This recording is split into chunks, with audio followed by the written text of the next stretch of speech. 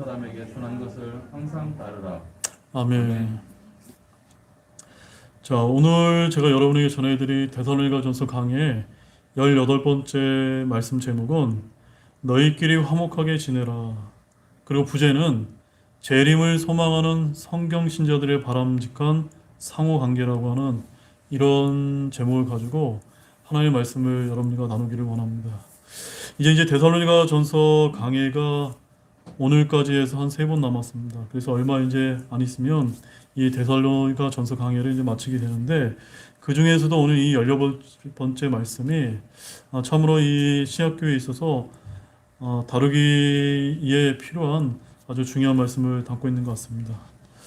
우리는 지난 시간에 빛의 자녀, 낮의 자녀인 우리 그리스도인들이 재림의 날까지 너희끼리 함께 위로하고 서로를 세우라는 첫 번째 실행 명령이 담긴 본문을 살펴본 바 있습니다.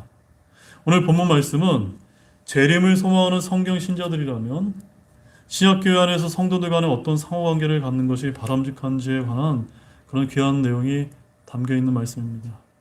그래서 12절에서 13절 상반절 말씀을 보시게 되면 교회의 영적 지도자들에 대한 존경과 사랑의 권고를 담고 있고, 그 다음에 13절 하반절에서 15절까지는 목회자와 성도와 성도 간의 상호 관계 속에서 성경 신자들이 취할 바람직한 자세와 행동에 대한 바울의 귀한 내용이 이제 언급이 되고 있습니다.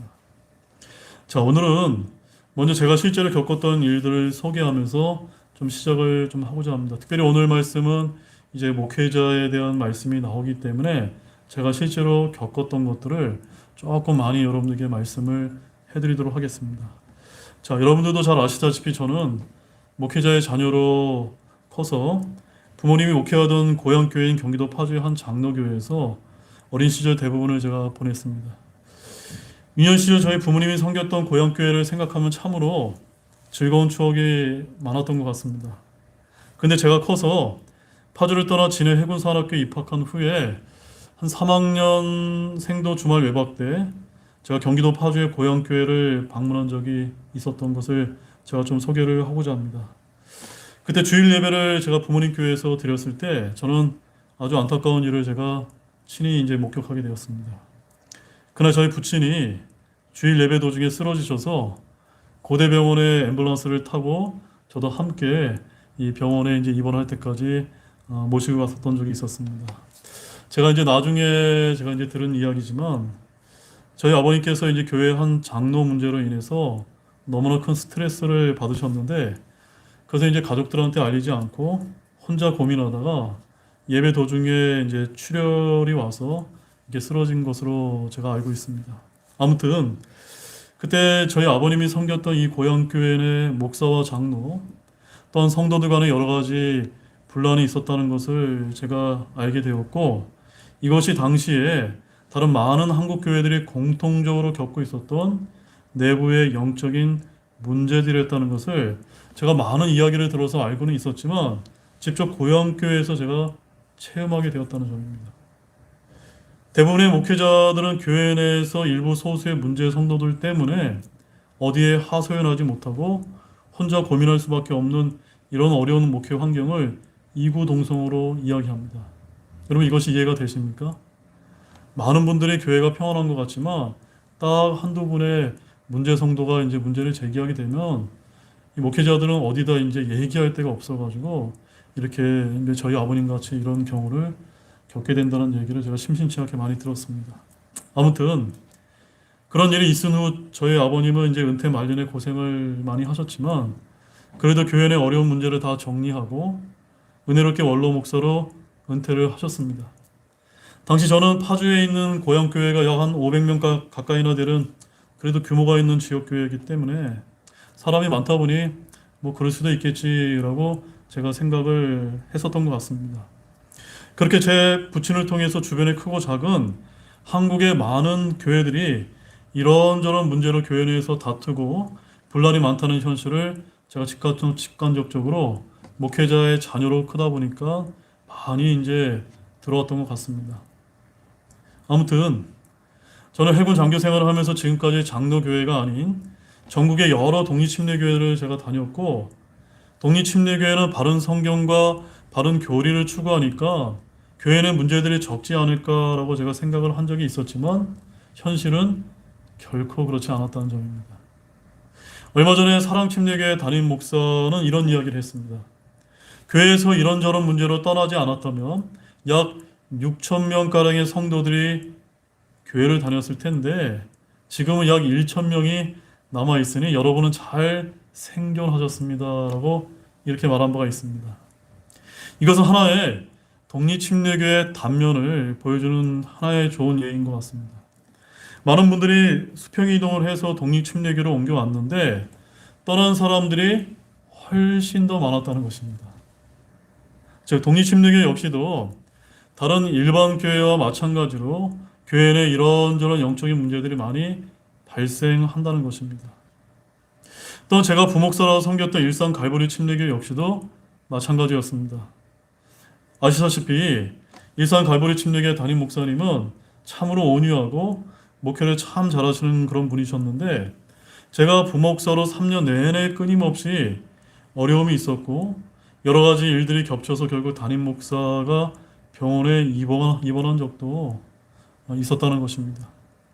제가 가깝게 사역을 보좌하면서 느낀 것은 대다수의 신실한 성도들은 괜찮은데 꼭 몇몇 소수의 문제 성도들 때문에 그러한 어려움이 발생한다는 것이었습니다. 이것은 우리 교회에도 예외가 아닐 수 있다는 것을 여러분들 잘 아시리라 믿습니다. 그래서 제가 최근에 내린 결론은 이것입니다. 독립침례교회가 성경적인 바른 신학교회를 추구하다 보니 사탄 마귀가 어쩌면 더욱더 괴롭힐 수도 있겠다는 생각을 제가 많이 하게 되었습니다. 여러분의 생각은 어떻습니까? 여기 동의가 되십니까? 따라서 오늘 말씀을 제가 본격적으로 보기에 앞서서 제가 이 말씀부터 드리고 시작하고자 합니다. 고린도전서 10장 12절에 여러분들이 아주 잘 아시는 말씀이 있는데 제가 읽어드리도록 하겠습니다. 그런즉 스스로 서 있는 줄로 생각하는 자는 넘어지지 않도록 주의할지니라. 서 있는 자는 어떻게 하지 않도록 주의하라고요? 넘어지지 않도록 주의하라는 겁니다. 혹시 이 자리에 계신 분들 중에 저를 비롯해서 여러분들도 서 있다고 생각하는 분이 없기를 원합니다. 왜냐하면 우리도 언제 어떻게 교회를 대적하면서 넘어질 수 있기 때문이라는 것입니다. 자, 그럼 지금부터 본문을 좀 보겠습니다. 12절에서 13절 말씀을 좀 보겠습니다. 형제들아, 우리가 너희에게 간청하노니 너희 가운데서 수고하고 주 안에서 너희를 감독하며 너희에게 훈계하는 자들을 알고 그들의 일로 인하여 사랑 안에서 그들을 매우 귀중히 여기라. 또 너희끼리 화목하게 지내라. 자, 여러분, 여기서 너희 가운데서 수고하고 주 안에서 너희를 감독하며 너희에게 훈계하는 자들은 누구를 지칭할까요? 네, 맞습니다. 교회 목사를 지칭하는 것입니다. 앞서 11절 말씀에서 형제들 간에 해야 할 일을 말한 후에 목사에 대해서 성도들이 어떻게 대해야 되는지를 여기서 말씀을 해주고 있습니다. 교회 안에는 사역자들이 있는데 성도 여러분들은 어떻게 대해야 한다고 여기서 가르치고 있습니까? 본문에서는 크게 두 가지를 이제 말하고 있는데요. 13절을 다시 한번 보시게 되면 그들의 일로 인하여 사랑 안에서 그들을 매우 귀중히 여기라는 것입니다. 자, 본문에서 첫 번째는 사역자들을 위해서 어떻게 하라는 겁니까? 사랑 안에서 매우 귀중히 여기라는 것입니다. 왜 그렇습니까? 성경에서는 그 이유를 그들의 일로 인하여 라고 이렇게 말하고 있습니다. 자, 어떤 일입니까, 여러분? 네, 목사들의 사역, 즉 그들의 일을 말합니다. 목사가 어떤 일을 하는지 그럼 제 경우를 한번 여러분에게 소개를 잠시 좀 하도록 하겠습니다. 저희 독립침례교회는 다른 일반 교회와 달리 새벽 기도회도 없고 금요 철야 기도회, 대신방 등도 없습니다. 그래서 제가 담임 목사라서 제 일가를 여러분에게 솔직하게 말씀을 드리면 주일 예배가 끝나게 되면 제가 집에 돌아와서 요즘 시대가 유튜브가 대세인 만큼 설교 영상 파일과 음성 파일을 일일이 편집해서 유튜브나 교회 홈페이지 등에 올리는데 몇 시간이 걸립니다. 그리고 다른 목사님들은 월요일이 쉬는 날이라고 하는데 저는 뭐 그렇게 딱히 뭐 쉬어본 적은 없는 것 같습니다. 그 다음에 월요일에서 화요일의 대부분은 제가 이제 주일 설교 2편과 수요 강해 설교 말씀을 준비합니다. 저는 주로 강해 위주의 설교이다 보니까 말씀을 연구하는데 또한 준비하는데 많은 시간이 걸리는 편입니다. 도대체 일반 교회에서 새벽 기도, 철야 기도회, 신방 등을 하면서 어떻게 주일과 수요 설교를 준비하는지 또한 제대로 말씀을 준비하고 연구할 시간은 있는지 제가 참으로 궁금합니다. 수요일은 수요 저녁 예배 준비를 합니다. 그리고 목요일에서 금요일은 교회에서 주일 설교를 계속해서 연습하고 설교 직전까지 계속해서 수정합니다. 그래도 목요일에서 금요일이 조금은 제가 여유가 있어서 신방도 하고 개별 성경 공부 모임도 인도합니다. 남는 시간은 주님께 기도하는 시간과 걸려오는 전화 상담 시간으로 채웁니다. 그 다음으로 매일 나눠드리는 묵상 말씀을 준비하고 주기적으로 모이는 새가족 모임과 각 부서 모임의 성경 공부 말씀을 준비합니다. 또한 아프거나 위로가 필요한 성도를 교제하고 복음이 필요한 잃어버린 자들에게 복음을 전하는 이런 일을 하고 있습니다. 아마도 목회자의 일이란 이런 일이 대부분이라고 저는 이렇게 믿습니다. 제가 독립심리계 목사로서 제 기준에서 여러분에게 소개를 해드렸는데 여러분 좀 잘 이해가 되셨습니까? 성경에는 오늘날 목회자가 해야 할 아주 핵심적이고 중요한 일을 분명히 언급을 해놓았는데 그것은 다름이 아닙니다. 우리 사도행전 6장 4절 말씀을 한번 보겠습니다. 사도행전 6장 4절입니다.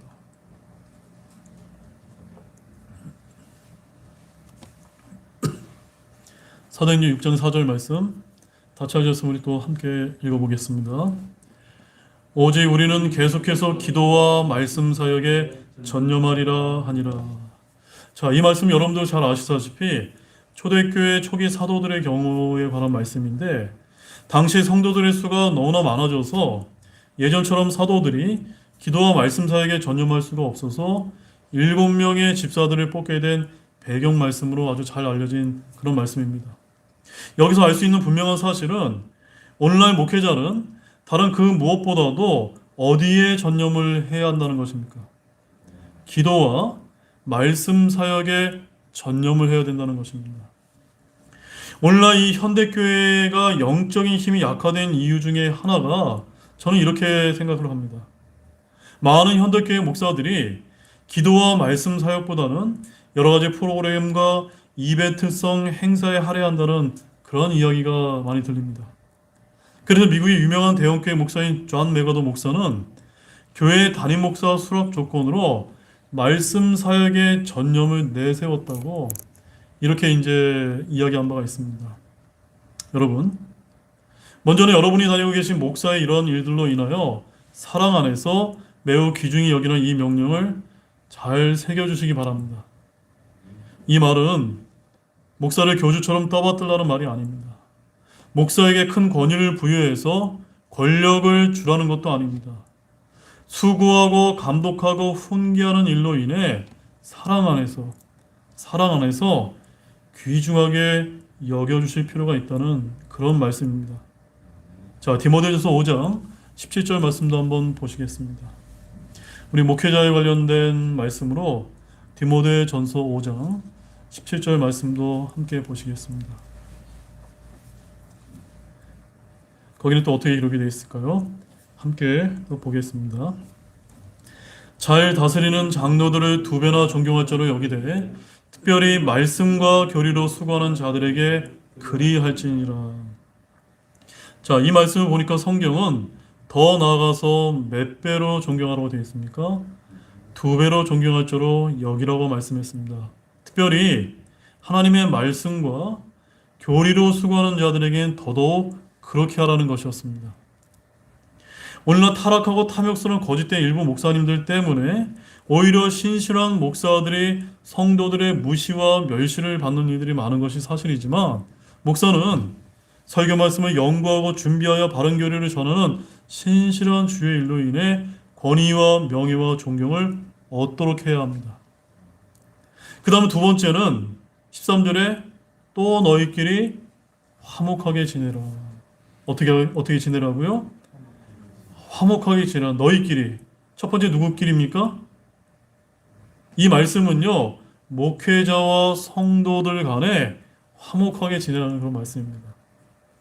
오늘날 현대교회 내부를 들여다보면은 목회자와 성도들 간에 화목하지 못한 일들이 참으로 많이 발생하고 있는 것 같습니다. 이는 오늘날만의 문제가 아니라 오늘 이 말씀을 보게 되면은 초대교회 당시에도 마찬가지였을 수 있다는 것을 우리가 이렇게 엿볼 수가 있습니다. 아무튼 분명한 점은 교회에서 성도들과 목회자들은 화목하게 지내야 된다는 점입니다. 아멘이십니까? 네. 이것은 주님의 명령입니다. 매우 당연한 이야기 같지만 사실은 그렇지 못한 것이 오늘날 한국교회의 현실입니다. 그래서 목사들도 주 안에서 같은 형제요 지체입니다.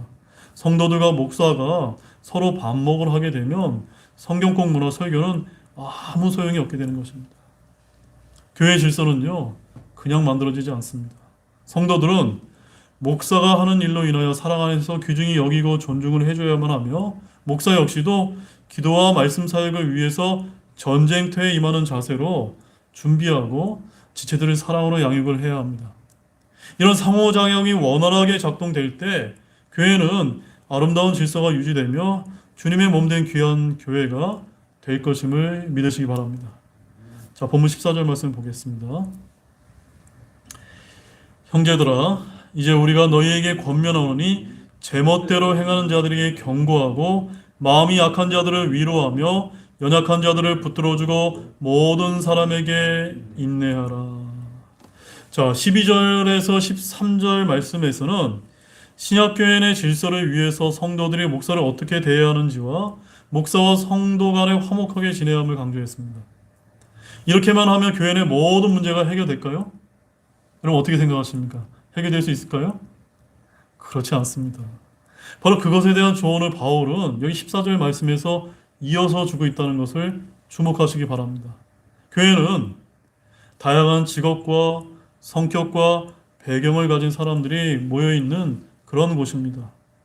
그래서 앞에서 제가 언급을 했다시피 대부분은 교회의 질서를 존중하며 믿음 생활을 신실하게 잘하는 성도들이 대다수입니다. 근데 문제는 꼭 어떤 자들이 있다는 겁니까? 제멋대로 행하는 자들이 있다는 것입니다. 교회 막 오기 시작해서 몇 년간은 조심하지만 이제 무언가 이야기할 위치와 입지가 되었다고 판단이 되면 교회 내에서 해서는 안 되는 말과 행동으로 교회의 질서를 허물어뜨리는 일, 즉 오늘 본문에서는 어떠한 자들이라고 소개하고 있습니까? 제멋대로 행하는 자들이 있다라고 성경은 아주 강력하게 경고하고 있는 것입니다. 자, 제가 여러분께 질문을 드리겠습니다. 이런 제멋대로 행하는 자들이 교회에 있다면 우리는 어떻게 대해야만 됩니까? 예, 맞습니다. 경고를 해야 된다는 점입니다. 교회 내에서 경고라는 것은 무엇을 뜻합니까? 교회 안에서는요, 훈계도 필요하고요, 책망도 필요하고, 경고도 필요하고, 때로는 심하면 징계도 해야 되는 것을 바로 여기서 경고라는 의미로 쓰였다는 것입니다. 심한 경우에는 꾸짖고 바로 잡아도 회개하지 않을 때는 출교를 시켜야만 됩니다. 때로 분리가 필요할 때도 있습니다. 우리 성도들이 많이 오해하는 점이 바로 이것인데요. 교회는 무조건 사랑으로 감싸줘야 한다는 것입니다. 여러분 어떻게 생각하십니까? 무조건 사랑으로 감싸줘야만 됩니까? 오늘 근데 이 사도 바울의 권면 말씀에 보면 무조건 사랑으로 감싸주라는 이런 말씀이 아닙니다. 이 점에 있어서 목사와 성도 간에는 바라보는 관점이 크게 차이가 날 때가 있습니다. 목사는 하나님의 말씀으로 바르게 양육하는 것도 필요하지만 교회 내에 일어날 수 있는 위험과 문제로부터 순수한 양들을 지키고 보호할 책무도 함께 있다는 점입니다. 그렇기 때문에 말씀대로 하지 않고 제멋대로 행하는 자들을 용납하는 것은 결코 사랑이 아니라는 점을 여러분들 아시기 바랍니다. 그들에게 어떻게 해야만 됩니까? 경고하라. 경고해야 된다고 말씀하고 있는 것입니다. 그래야 이 신약교회가 성경대로 그 질서가 유지가 될 수 있기 때문입니다. 교회도 여러 사람들이 모여있기 때문에 때로는 경고 조치를 통해서 질서 유지가 필요한데 근데 이렇게만 하다 보면요 어떠한 문제가 발생하는 줄 아십니까? 오늘 본문 말씀에 보게 되면요 마음이 약한 자들과 믿음이 연약한 자들에게 반드시 문제가 발생하게 되어 있다는 점입니다. 그래서 제가 어렸을 때 저희 부모님이 목회할 때 제가 들은 말인데요. 교회 내에서 어떤 분란과 문제가 발생하게 되면 이상하게 문제를 일으킨 사람보다는요, 엉뚱하게 가만히 조용히 있던 성도 가정이 꼭 떠난다는 것입니다. 왜 그런지 아십니까? 이유를 확인해 보니까 교회 내 분란만 생기면 이리저리 떠돌아다니던 그런 연약한 가정이 바로 그런 가정이었다는 것입니다. 그래서 성경은 뭐라고 말씀하고 있습니까? 마음이 약한 자들을 위로해야 되고 믿음이 연약한 자들을 붙들어줘야 된다고 강조하고 있는 것입니다. 꼭 마귀는 교회의 분란을 일으키기 위해서 목회자를 흔들고 성도들을 이간질시켜서 교회 질서를 무너뜨리려고 합니다. 이러한 일이 교회 내에서 일어나게 되면요, 여기 모여 계신 영적으로 장성한 바로 형제자님 여러분들이 그들을 위로하고 붙들어 주셔야만 합니다. 그리고 그런 과정에서 모든 사람에게 인내하는 과정이 필요합니다. 즉 장성한 신자들은 마음이 약하고 연약해 보이는 그런 성도분들이 보이는 말과 행동으로 인해서 흔들리지 마시고 참고 인내할 필요가 있다는 그런 말씀입니다. 자, 여기서 우리가 유의해야 될 점은요, 양심이 약한 자들은 어떻게 해줘야만 됩니까? 붙들어줘야만 됩니다. 그러나 여러분 잘 들으십시오. 약한 것과 악한 것은 같습니까? 틀립니까? 완전히 틀리다는 것입니다. 이것은 완전히 우리가 분명히 구분해야 됩니다. 약한 마음을 가진 것과 악한 마음은 완전히 다른 것입니다. 약한 양심과 악한 양심은 전혀 다른 것입니다. 우리는 각기 그 사람에 맞는 처신이 필요한데 모든 사람에게 해당하는 한 가지는 인내라는 것입니다. 그래서 14절 말씀에서 뭐라고 이야기하고 있습니까? 모든 사람에게 인내하라. 인내하라는 말은요, 참고 견디며 기다려주라는 것입니다. 그렇지만 여기 단서 조항이 있습니다. 제멋대로 행하는 사람은 어떻게 해야 될까요? 교회 질서를 위해서 그들은 우리가 무조건 참기만 하면 되는 것이 아니라 경고를 해야만 그 교회의 피해를 최소화할 수 있다라고 아주 성경은 이러한 문제에 대해서 실질적인 조언을 해주고 있다는 점입니다. 자, 우리 마지막 15절 말씀 보겠습니다. 조심하여 아무도 누구에게든지 악으로 악을 갚지 말고 도리어 너희 가운데서도 선하고 또 모든 사람에게 선한 것을 항상 따르라. 자, 이제 마지막 15절 말씀을 가장 중요한 실행 명령이 나옵니다. 제가 교회 내에 이런저런 분란이나 문제가 발생할 때마다 언제나 먼저 떠올리는 말씀이 바로 이 말씀입니다. 악으로 악을 갚지 말라는 것입니다. 우리가 많은 경우 교회를 치리하다 보면은 실수를 하는 경우를 많이 보게 됩니다. 이 말씀을 바로 잘 지키지 못하기 때문입니다. 교회는요, 제멋대로 행하는 자들이 반드시 있기 마련입니다. 그들이 목사와 성도들 사이를 이간질하고 비방하고 욕을 한다면 저와 여러분은 어떻게 되어야 됩니까? 하나님의 말씀으로 권면하고 경고는 하되 결코 같은 방식으로 반응을 해서는 될까요? 안 될까요? 안 된다는 것입니다. 그것은 둘 다 망하는 길이며 마귀가 노리는 것이 바로 그것이라는 점입니다.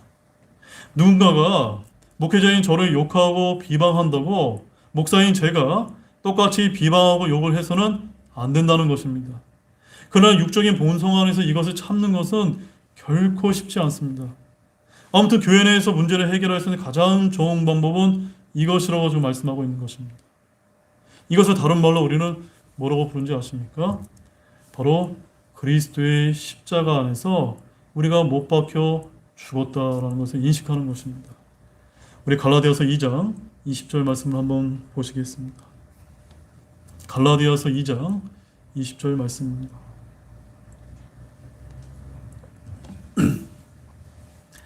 함께 읽겠습니다. 내가 그리스도와 함께 십자가에 못 박혀 있으나 그럼에도 불구하고 사노라. 그러나 내가 아니요 그리스도께서 내 안에 사시느니라. 나는 지금 내가 육체 안에서 사는 삶을 나를 사랑하사 나를 위해 자신을 주신 하나님의 아들의 믿음으로 사노라. 여러분, 목사도 사람이고 성도도 사람입니다.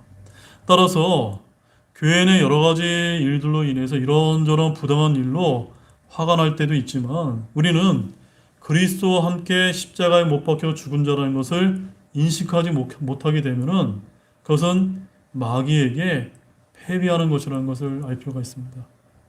그렇게 십자가에서 죽은 자임을 인식하고 내려놓게 되면은 내 안에서 누가 사십니까? 그리스도께서 사심으로써 우리는 승리하는 삶을 살 수가 있는 것입니다. 따라서 15절 말씀은 성도들이 언제나 기억해야 될 주의사항입니다. 즉, 이것은 교회 내에서나 밖의 사이나 공통사항입니다. 신자나 불신자나 가릴 것 없이 각별히 주의하고 조심해야 될 공통사항임을 아시기 바랍니다. 15절 말씀에서 뭐라고 얘기합니까? 아무도 누구에게든지 악으로 악을 갚지 말라. 여러분 어떻습니까? 여러분에게 악으로 대하는 사람에게 혹시 악으로 갚고 계시지는 않습니까? 이 말씀 바로 나를 비난하는 자이든지 저주하는 자이든지 원수이든지 우리는 악으로 악을 갚아서는 안 된다는 것입니다. 그럼 어떻게 해야 됩니까? 우리 로마서 12장 17절 말씀과 21절 말씀 한번 가보시겠습니다. 로마서 12장 17절과 21절 말씀입니다. 자, 먼저 17절 말씀 같이 보겠습니다. 아무에게도 악을 악으로 갚지 말고 모든 사람에서 눈앞에서 정직한 이들을 예비하라. 그러니까 우리 편에서 뭐만 하면 됩니까? 정직한 일을 예비하기만 하면 된다는 겁니다. 잠잠히 비방하고 욕하고 또 남을 때릴 필요 없습니다. 그저 나는 정직하게 예비만 하고 있으면 되고요. 그 다음에 21절 말씀에 뭐라고 되어 있습니까? 악에게 지지 말고 도리어 선으로 악을 이기라. 이것이 우리 그리스도인들의 요구되는 그런 방법이라는 것입니다. 선으로 악을 이기는 것은 이렇게 하는 것입니다. 내 원수들을 사랑하고 나를 저주하는 자들을 축복하고 나를 미워하는 자들에게 선을 행하고 악의를 품고 나를 다루며 나를 핍박하는 자들을 위해서 기도하는 것이라는 것입니다. 왜 그렇게 해야 될까요? 로마서 12장 19절 말씀을 보십시오. 거기에 아주 정답이 있습니다. 극진히 사랑하는 자들아, 너희 스스로 원수를 갚지 말고 도리어 진노하심에 맡기라. 기록된 바 원수 갚는 일은 내 것이니 내가 갚으리라 주가 말하노라 하였느니라. 우리는 우리의 억울한 일, 우리의 부당한 일 이런 것을 누구에게 맡기면 됩니까? 하나님께만 맡기면 하나님께서 갚아주신다고 말씀을 하셨기 때문에 우리는 이 말씀을 믿고서 나의 분노는 십자가에 못 박는 것입니다. 주님께서 갚아주시도록 우리는 그저 주님께만 맡기면 되는 것입니다. 내가 갚으려다가 큰 죄를 짓게 되고 주워 담을 수 없는 큰 실수를 저지르게 되는 것입니다. 베드로전서 3장 9절에는 또한 이런 말씀이 있습니다. 악을 악으로 욕설을 욕설로 갚지 말고 오히려 그와 반대로 축복하라. 이런 일을 위해 너희가 부르심을 받은 줄 아나니 이것은 너희가 복을 상속받게 하려 함이라. 여러분 복을 받기를 원하십니까? 어떻게 하면 복을 받을 수 있습니까? 악을 악으로 욕설을 욕설로 갚지 않게 될 때 그때 여러분들이 주 안에서 진정한 복을 받을 수 있다고 이렇게 약속하고 계십니다. 악을 악으로 욕설을 욕설로 갚는 것은 손해를 당한 대로 되갚는 것으로 이것은 율법의 기본 정신입니다. 그러나 우리는요 율법 시대를 살고 있는 것이 아니라 신약 시대를 살아가는 그리스도인이라는 것입니다.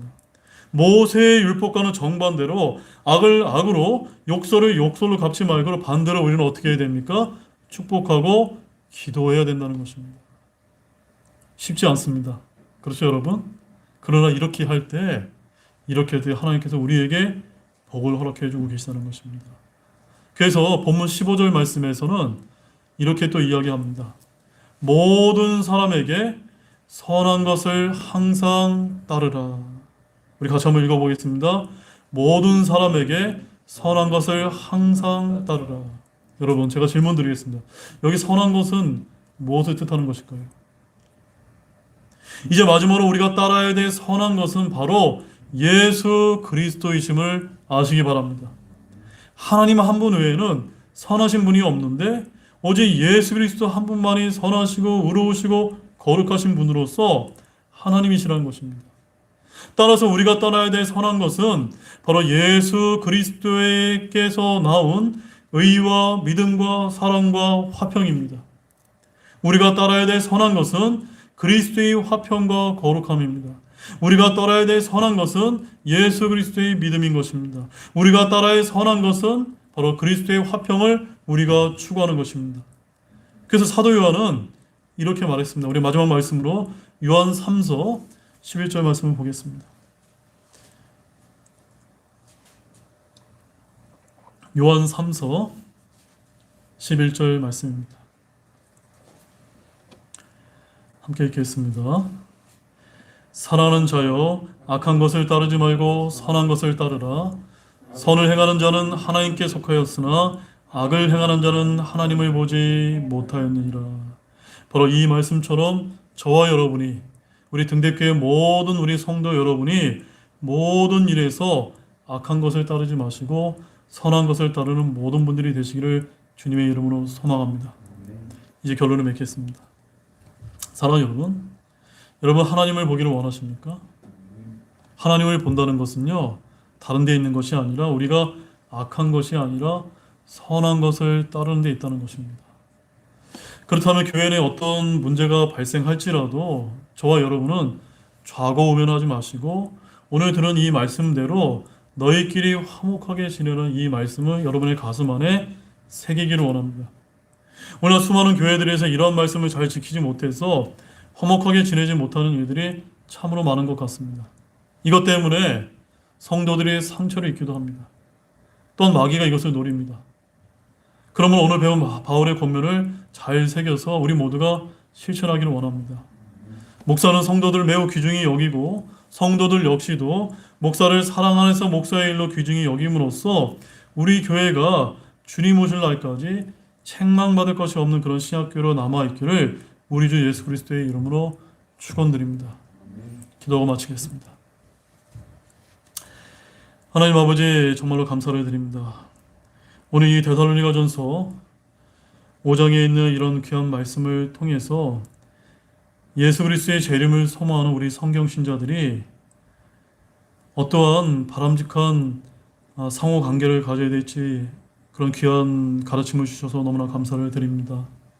목사를 어떻게 대해야 되고 또 목사는 성도들을 어떻게 대해야 되고 또 성도는 성도들 간에 어떻게 대해야 되는지를 오늘 이 말씀을 통해서 저희들이 살펴보았습니다. 주님, 이 말씀대로만 한다면 우리 교회가 정말 주님이 원하시는 대로 화평하게 될 줄로 저희들이 믿고 따르길 원합니다.